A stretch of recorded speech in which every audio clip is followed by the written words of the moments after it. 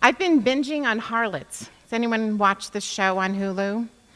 It's a story about 18th century harlots, and about halfway through the first season, I noticed something kind of funny. The women who had power and knew it sat with their legs akimbo beneath their long skirts in a position that we now call manspreading.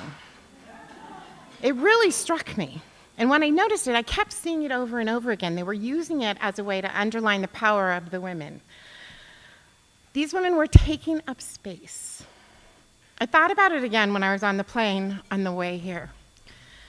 There was a skinny old man next to me, and he kept bumping my leg. He was in the middle, and I swear he was no bigger than a grasshopper, but he couldn't seem to keep himself from man-spreading into my space. It was really getting on my nerves.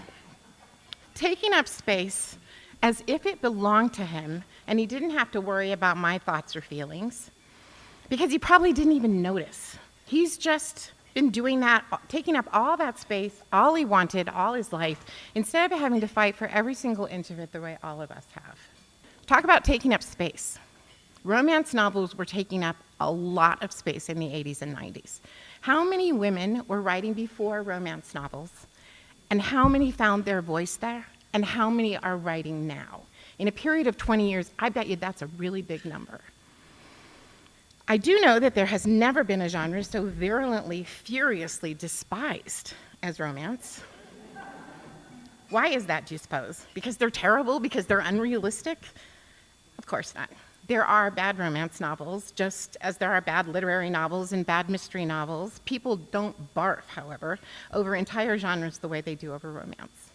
And it's because women wrote them for women, and women edited them, and it was all entirely a female genre.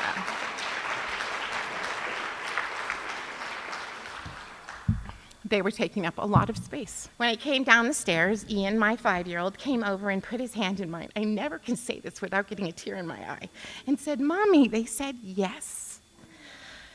And let me tell you, every published writer in this room will tell you that it really is one of the great moments of your life. It's worth working toward. Never forget that and never stop. Never stop believing in it. Finally being able to write the stories that I really wanted to write in a genre that didn't really have a name yet, I found the chair that fit just right, and I sat down and spread my legs.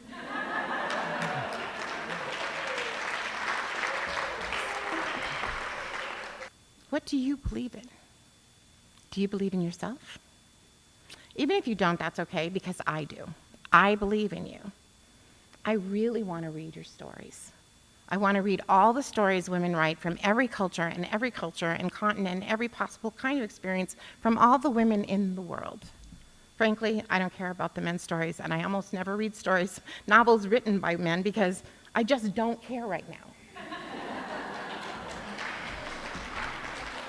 As a teacher and a speaker, my call is always the same: to tell you over and over and over and over and over again that you are unique in all the world. You're here on this planet, in this time, in this place, with these hungers burning in you for a reason. You have work to do. And if you don't do your work, it might not ever get done. So however hard it is, whatever obstacles you face, keep writing. I need to read your stories. Let's all take up a lot of space and try to heal the world together. Thank you.